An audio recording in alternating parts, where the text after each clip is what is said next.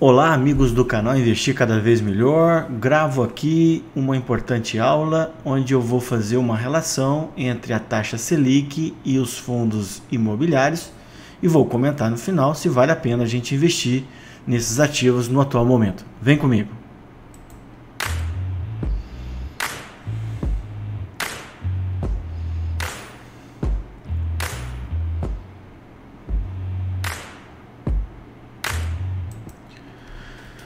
Então vamos lá, aquele nosso disclaimer de sempre, né? Que esse vídeo tem apenas um caráter educacional. Bom, conteúdo do vídeo de hoje, relação da Selic com os fundos imobiliários, fazer um breve comparativo entre renda fixa e fundos imobiliários, se está na hora de investir em fundos e quais são os riscos que a gente tem nesse tipo de ativo. Qual o melhor setor? A gente vai ver que os fundos imobiliários eles são divididos em setores, né? E como eu montei a minha carteira. Eu não vou falar de ativo específico da minha carteira, mas eu vou falar como é que foi distribuído no meu atual portfólio, né? Bom, então primeiro tema. Isso aqui é uma coisa importante, né? Eu venho comentando nos meus outros vídeos que eu acredito que nós já fizemos o pico da inflação no Brasil. No Brasil, com certeza, né? Hoje saiu mais um IPCA e a gente está numa inflação aí de 12 meses de 8 e pouco por cento ao ano, né? Coisa que já chegou a mais de 10. E nos Estados Unidos, possivelmente, a gente está isso. Por que isso é importante?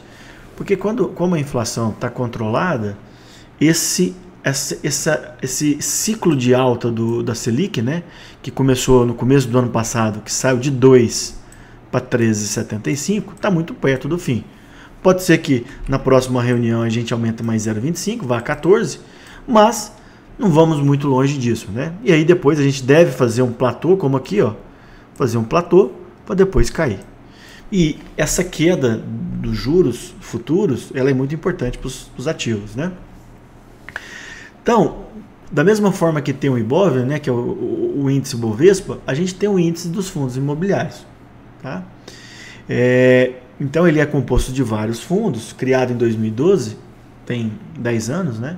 E aqui eu citei para vocês o gráfico, né? Então a gente vê que teve uma alta importante aqui, cedeu um pouco, outra alta importante, caiu no Covid e agora está começando a voltar. Aqui eu dou uma ampliada para mostrar para vocês. Então aqui, ó, percebam aqui, ó, final de 2015 para 2016. Então a gente teve basicamente dois anos e pouco de alta. Nas eleições de 2018 ficou estável e depois a gente subiu de novo. Depois caiu no Covid e agora a gente está querendo voltar a subir os fundos imobiliários. Isso acontece pelo seguinte: a gente tem uma relação muito próxima entre a Selic e o desempenho dos fundos imobiliários. Perceba aqui que esse ganho do fundo imobiliário foi quando a Selic caiu. A Selic estava lá por volta de 14,25, caiu para pouco mais, em torno de 7%. Então os fundos tiveram um bom desempenho. Aqui a Selic ficou estável, aqui no que eu tinha falado do período presidencial. Depois a Selic caiu de 7 para 2 e os fundos tiveram um bom desempenho. Aqui é Covid, né? E agora os fundos ficaram em linha reta, né? Em linha reta aqui em 2022, só que nas últimas semanas, né? Nas últimas 6, 7 semanas, os fundos tiveram um bom desempenho. E por que disso? Porque provavelmente a Selic vai cair no futuro. Tá? Então, em geral, a queda de juros, seja a Selic e os juros futuros negociados na Bolsa, ela favorece fundos imobiliários, como eu acabei de mostrar, favorece a renda fixa. Eu tenho gravado toda semana falando disso, né? E o ideal de posicionar na renda fixa é justamente agora, né? Na virada, na inflexão da curva. A queda de juros favorece muita economia, PIB, crédito e investimento. E, obviamente, se a economia cresce, as empresas crescem, os lucros crescem e é bom para a Bolsa de Valores. Tá? Em geral, os juros altos, os juros em queda, né? É ruim para os rentistas. O que são os rentistas? São aquelas pessoas que vivem, pelo próprio nome, vivem só de renda e geralmente aplicam só imposto fixado, fundo DI, Tesouro Selic. né? Então, assim, os juros baixos favorecem o desenvolvimento do Brasil. E agora nós estamos com um cenário muito bom para esses juros começarem a cair a partir do ano que vem. E uma queda sustentável, porque a inflação está controlada. Se o próximo governo, independente de quem ganhar, tiver uma política fiscal interessante, os juros podem cair ainda mais do que a gente está prevendo. Renda fixa e fundo imobiliário, né? Eu coloquei isso aqui porque eu vejo que o momento é interessante tanto para a renda fixa como para os fundos imobiliários. Gravei um vídeo sobre títulos privados e também sobre o Tesouro Direto, que são títulos públicos, tá? Então aqui, ó, no dia 4, né, os títulos estavam pagando em torno de 12%. Lembrando que julho chegou a 13%.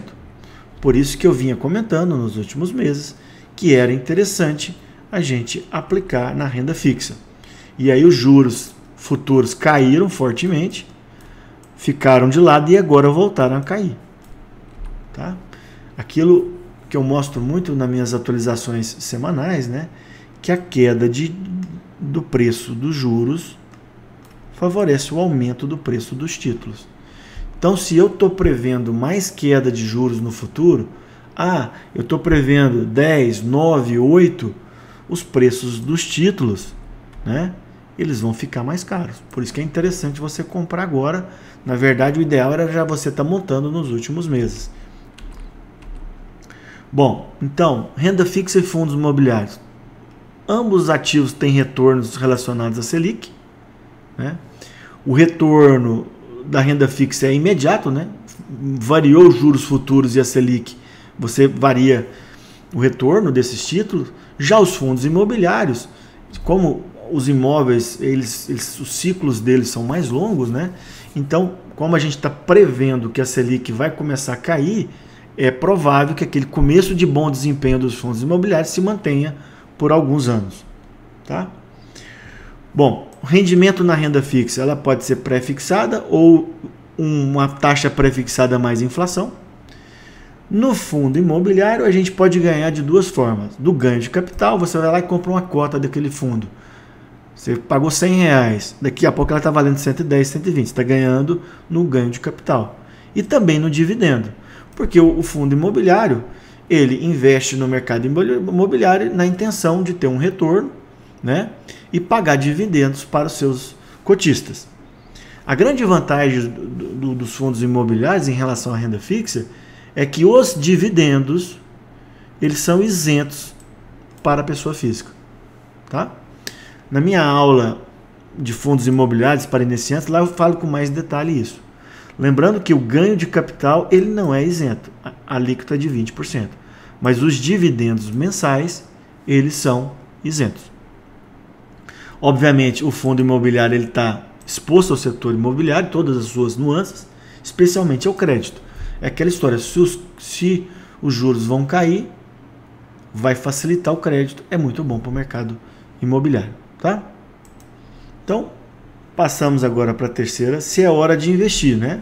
Pelos comentários que eu já mostrei nas primeiras partes, eu acho que a gente já deveria estar investindo em fundos imobiliários na intenção de diversificar, mas eu vejo que o momento é muito interessante para você aplicar nesses ativos, especialmente aquelas pessoas que buscam rendas, né? Que buscam renda mensais, né? Então, assim, além da isenção do imposto de renda, é provável que as cotas desses fundos tenham um desempenho bom em virtude das coisas já comentadas. Então, assim, eu sou defensor, né, que independente do perfil de uma pessoa, a gente tem que ter, só um pouquinho, a gente tem que ter uma carteira diversificada. Então é fundamental, né, que a pessoa invista em renda fixa, como já comentado, em fundos imobiliários, tenha um pouco da carteira em previdência, no mercado de ações, ativos de proteção e caixa. Eu venho falando isso muito nas minhas aulas, né? Então, eu acho que a gente está num momento legal de investir em fundos imobiliários, inclusive de aumentar a posição em fundos imobiliários, só que a gente tem que conhecer os riscos. Quais são os riscos dos fundos imobiliários? Primeiro que é uma renda variável. As cotas são negociadas em bolsa. Então, dependendo do mercado como um todo, essas cotas podem cair se o mercado entrar em baixa. Tá? Obviamente, existe o risco não só de ser renda variável, mas do mercado imobiliário. Né? O mercado imobiliário passou por um momento muito ruim com o aumento da taxa de juros, mas deve ter um bom desempenho daqui para frente. A gente tem que ter preocupação com a liquidez. Alguns fundos imobiliários têm liquidez muito baixa. Né? A liquidez é aquela quantidade que você negocia no dia a dia. Né? O que a gente quer é o seguinte: eu quero desfazer das minhas cotas, eu quero que não tenha uma diferença entre o preço de compra e venda muito grande, que a gente chama de spread. Tá? Outro risco dos fundos imobiliários é a vacância e a inadimplência. Os revisionais, que é aquela história de tempos em tempos os contratos são revistos e eles podem ter recuo, né? E a taxa de juro, né? Ela é diretamente ligada ao rendimento de alguns fundos imobiliários, especialmente os fundos de papéis, que são aqueles fundos que compram títulos vinculados ao mercado imobiliário e recebem juros, né?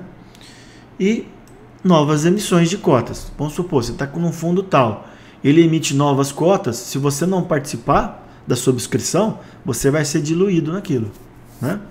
Tá? E muito cuidado na hora de escolher. Isso é um erro muito comum entre os amadores, é escolher o fundo imobiliário apenas aquele que está pagando um dividend yield muito alto. Às vezes aquilo ali é uma coisa que está pagando naquele momento, mas que não vai se manter no médio e no longo prazo. Tá?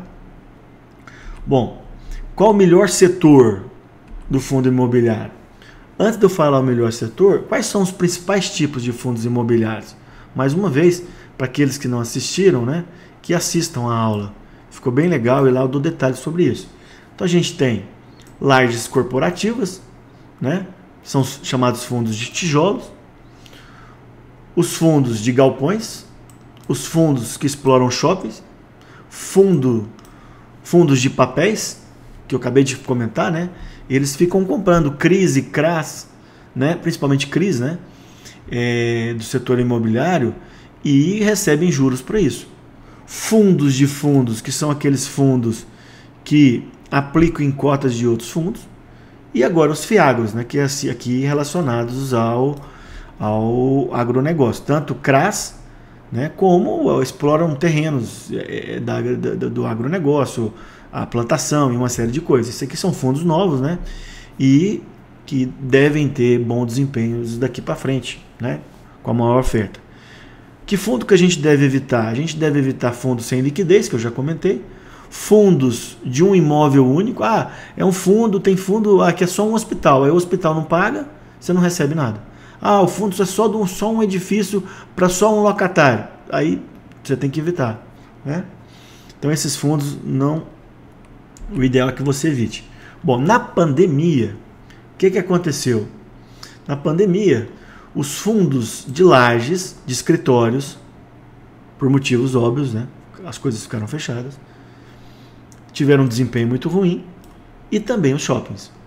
Então esses fundos tiveram um desempenho péssimo durante a pandemia, né? Agora começou a dar uma melhorada.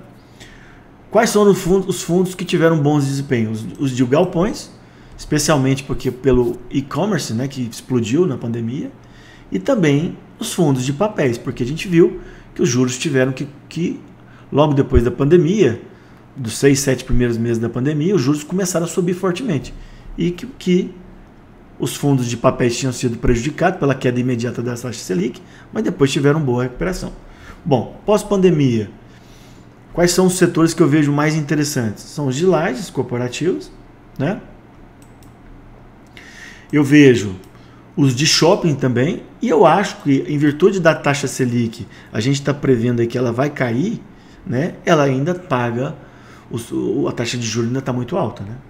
Obviamente, fundos de galpões ainda vão ter bom desempenho, os fundos do agronegócio, mas talvez esses listados em azul devem ter um desempenho melhor, tá? Bom, como é que eu montei a minha carteira, né? Bom, primeiro, especialmente em fundos imobiliários, eu utilizo de outros analistas, tá? Que fazem excelentes análises do mercado dos fundos imobiliários, e aí eu vou selecionando de acordo com o meu gosto, de acordo com o meu interesse, e especialmente quando há confluência de sugestões. Vamos supor, tal analista indica, mas eu vi uma boa indicação nos vídeos do YouTube e também nas casas de análise. Então, bom, aquele fundo lá é um fundo interessante para eu colocar na minha carteira, tá? Então, eu não faço uma análise isolada. Eu tenho assinatura de algumas casas e aí eu faço essa confluência de informações e seleciono os meus fundos, tá? Essas casas aqui que eu listei, né? Elas têm conteúdo gratuito e assinaturas pagas. Só para vocês verem, na Suno Fundos Imobiliários tem um custo de 24. Para algumas pessoas esse custo é caro, né? Se você tiver um capital muito pequeno, mas para aquelas pessoas que têm um capital maior, esse valor aqui é irrisório, né? Então você tem especialistas que vão selecionar os melhores fundos para depois a sua análise final, certo? Você também tem bons conteúdos, né, no YouTube do Professor Baroni, que está na Suno agora, e também do Economista Sincero, que é o Charles, né? E tem outros sites. Tem fundosimobiliarios.com, tem vários e vários sites na internet. O importante, eu coloco muito isso nessa aula minha, né, de investir sozinho. O que acontece? Eu uso de outros relatórios para me chegar à conclusão. Eu acompanho gestores, analistas independentes, os próprios relatórios das corretoras que eu tenho dinheiro, eu vejo muita coisa na mídia e aí a decisão final é minha. E é assim que você deve se proceder. Não é porque a Suno ou outra empresa indicou que você já vai comprar. Você tem que entender as coisas que eu vou falar em breve para você fazer a melhor escolha. Bom, então vamos ver. Então aqui, por exemplo, no dia 5 de setembro, né, no comecinho dessa semana, em relatório da Santander, que foi replicado aqui no Infomoney, ele listou 9 fundos imobiliários. Ele até chamou de queridinhos, tá? Para aproveitar a recuperação do segmento de lajes corporativa ou de tijolos. Bom, vamos ver esse fundo aqui que foi indicado nessa reportagem, não foi por mim, né? Eu não faço indicação, é apenas um conteúdo educacional. Vou mostrar para vocês como é esse fundo, tá? Toda vez que a gente vai analisar um fundo de laje corporativa, a gente tem que responder essas perguntinhas que eu coloquei aqui. Qual que é a gestora do fundo? Quantos imóveis tem esse fundo? Qual que é a qualidade? Esses fundos estão em São Paulo ou estão no norte ou em outro lugar, no sul do Brasil? Tipo de contrato, né? Se esse contrato favorece o fundo, né? Qual o índice da inflação que é corrigido? A gente vai ver que fundos que têm imóveis em São Paulo, eles são melhores que em outras capitais. Qual que é a vacância atual desse fundo? Como é que está a inadimplência? Os dividendos, né?